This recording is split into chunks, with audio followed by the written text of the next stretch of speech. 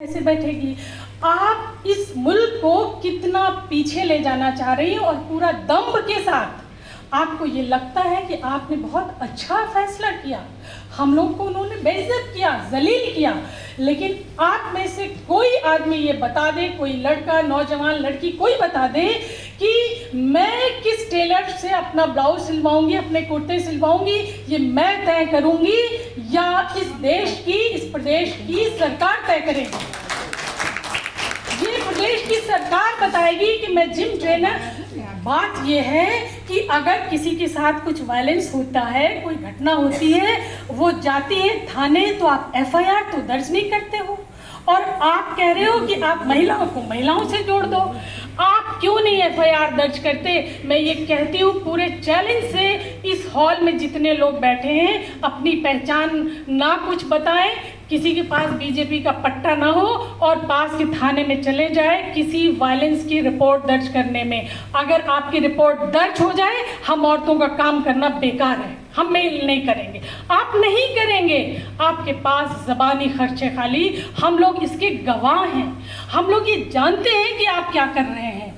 आपका कोई पुलिस वाला हमारा सुनने वाला नहीं है। लखनऊ में लड़की उतरती है, ऑटो बुक करती है, अपने घर जा रही, रास्ते में उठा लिया और उसका मर्डर हो जाता है। लेकिन जब बहुत जोर पड़ता है, जब बहुत सवाल उठता है, तो आप फिर क्या करते हैं? किसी मजलूम का एनकाउंटर कर देते हैं। ये एनकाउंटर की सियासत कभी महिलाओं ने नहीं मांगी। महिलाओं ने त्वरित न्याय मांगा है। महिलाओं ने कहा मैं फास्ट जस्टिस दो, पर एनकाउंटर नहीं चाहिए। एनकाउंटर करके वो तालियां बजवाते हैं, वो वाहवाही लूटते हैं, ऊपर से नीचे तक पूरा इनका जो अमला है वो एनकाउंटर पे शाबाशी देता है। हम औरतें कभी एनकाउंटर की मांग नहीं करते। आप स्पीडी ट्रायल चला नहीं सकते। कितना पुराना है सुप्रीम कोर्ट का डायरेक्शन, फास्ट ट्रैक कोर्ट का।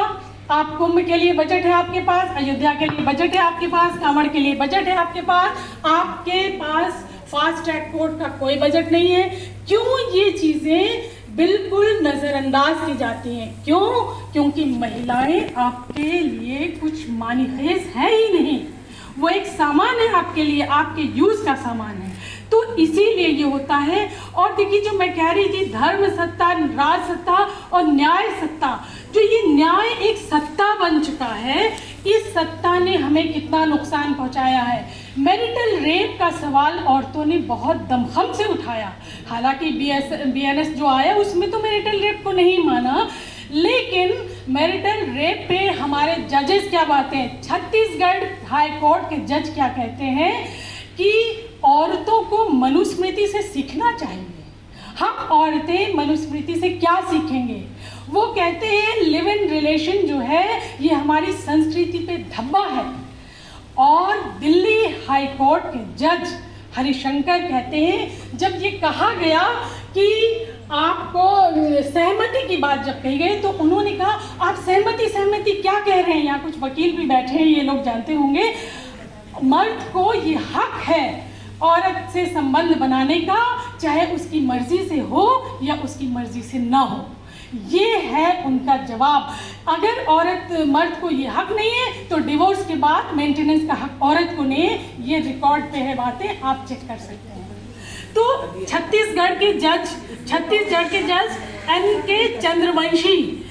चंद्रवंशी भी यही कहते हैं कि आपको औरत की मर्जी की कोई ज़रूरत नहीं है। एक दो बातें मैं और कर दूं, मीना बार बार खड़ी हो रही हैं।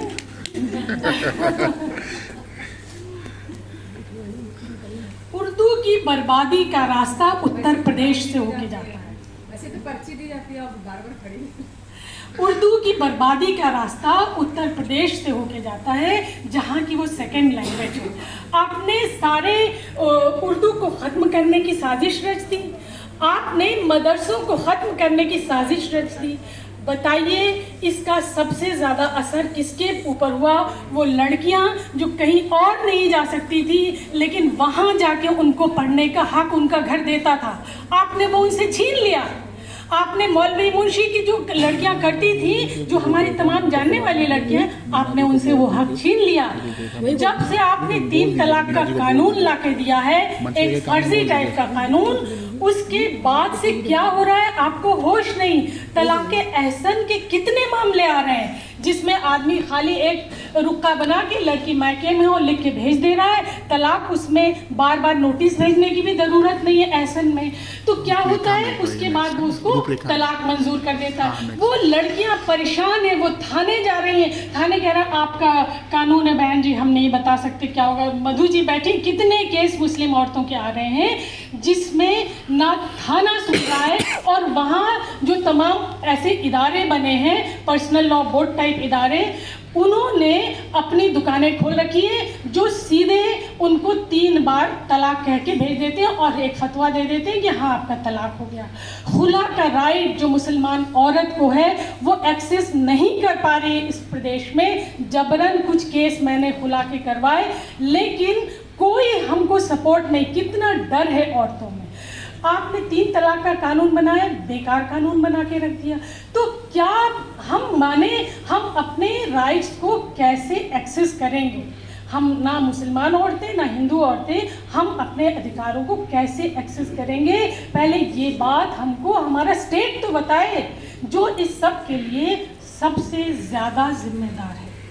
मैं इस उधर नहीं कहना चाहती, मैं सीधे पूछ रही हूँ स्टेट से। और हमारे जो सूबे के सरबराह हैं वो हर बात में हाँ, हमारे देश में सुरक्षा बहुत है। अभी तो मैं समझती हूँ कि इस प्रदेश के लड़के लड़कियों को एक कविता लिखने का हक नहीं है। आप कविता लिखोगे आपके ऊपर मुकदमा हो जाएगा, जैसे कि कल मुकदमा हुआ है एक लड़के के ऊपर। वो आपको अपनी राय रखने का हक ख़त्म कर दे रहा है। आप मुकदमा झेलिए या कविता लिखिए। तो ये तय करना होगा हम सबको मिलके कि हम क्या करें।